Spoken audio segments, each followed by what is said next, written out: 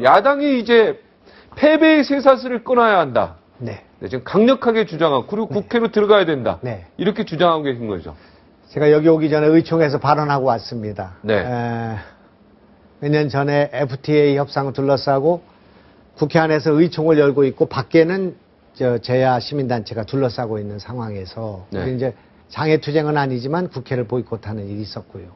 또 지난해 8월 1일 날 국정원 사건, NLL 대화록 이 문제 때문에 김한길 대표 시절에 천막을 서울시청 앞에다 치는 일이 있었고, 이번에 우리가 장외투쟁은 아니지만 국회를 보이콧하는 것을 비치기 때문에, 실제로 보이콧했기 때문에 장외투쟁으로 나서게 됨으로써 국민들이 이 문제에 대해서 번번이 굉장히 비판적인, 또 그래서는 안 된다는 경고를 보내고 있는데, 여론조사를 보면 한 80% 이상이 국회의원들이 국회를 벌여서는 안 된다고 얘기하고 있는데, 이거를 반복하고 있습니다. 반복하면 여론이 나빠지고, 여론이 나빠지면 보궐선거나 총선에서 실패하고, 그러고 난 뒤에는 지도부 교체하고, 이런 그 패배의 악순환이 계속돼서 총선, 대선, 총선, 대선 해서 지난번 보궐선거까지 졌다고 생각합니다. 네. 그래서 이건 장애투쟁이냐 아니냐 하는 문제가 아니라 현재의 변화된 국민들의 시각과 정서에 맞지 않는 투쟁을 반복하게 될 때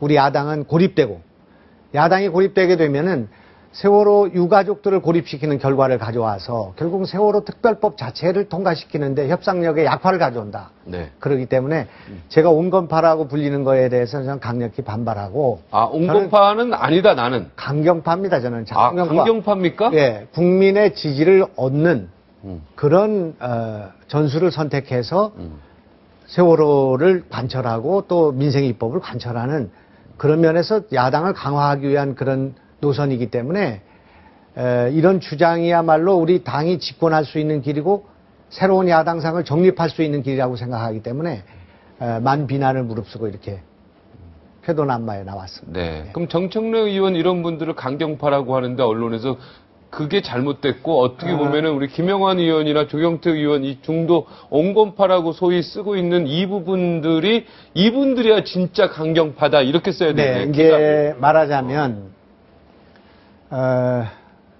광화문 광장에서 단식에 동참하고 네. 또 비타협적인 장애투쟁을 전개하는 것이 강경파라면 네. 그런 강경파는 우리가 선택하기 쉽다고 생각합니다. 130명의 국회의원이 오늘 당장 단식하고요. 그리고 장애투쟁으로 나서게 되면은 세월호 특별법이 곧 통과될 수만 있다면 그렇게 해야 된다고 얘기했습니다. 오늘 의총에서. 그게 아니고 국민의 마음을 사야 된다. 지금 자꾸 우리 유가족들을 고립시키고 있습니다. 일반 국민들과는 다른 괴리시키는 일을 하고 있고. 등지고 있는 국민들이 하나 둘씩 늘고 있는 분위기인 것 같습니다. 예. 시간이 늘어나기 때문에 네.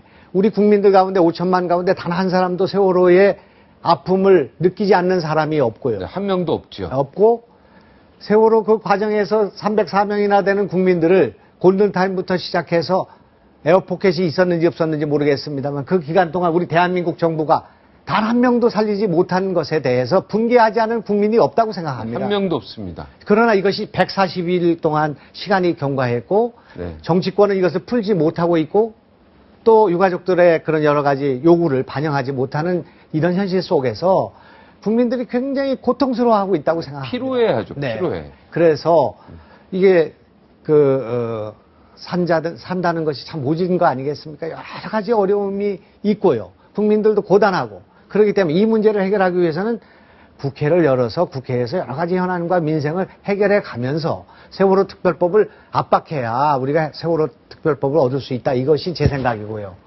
소위 강경파라고 하시는 분들은 이 세월호 특별법이 되기 전에는 국회를 일단 다른 모든 문제를 뒤로 미뤄야 된다. 그것이 가장 투쟁력이 있는 방식이다. 이렇게 생각하는 사고와 논리의 차이점이 있다고 생각합니다. 네. 그러니까 우리 의원님은 민생법안의 협상은 민생법안 협상, 그죠? 네. 세월호 특별법의 협상은 세월호 특별법의 협상.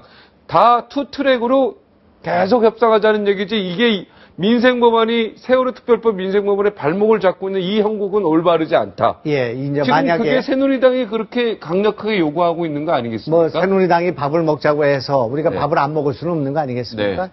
이제 그렇기 때문에 저희는 저희 눈으로 생각해야 되는데 이를테면 국회를 들어가야 되느냐 말아야 되느냐 하는 그 여론은 네.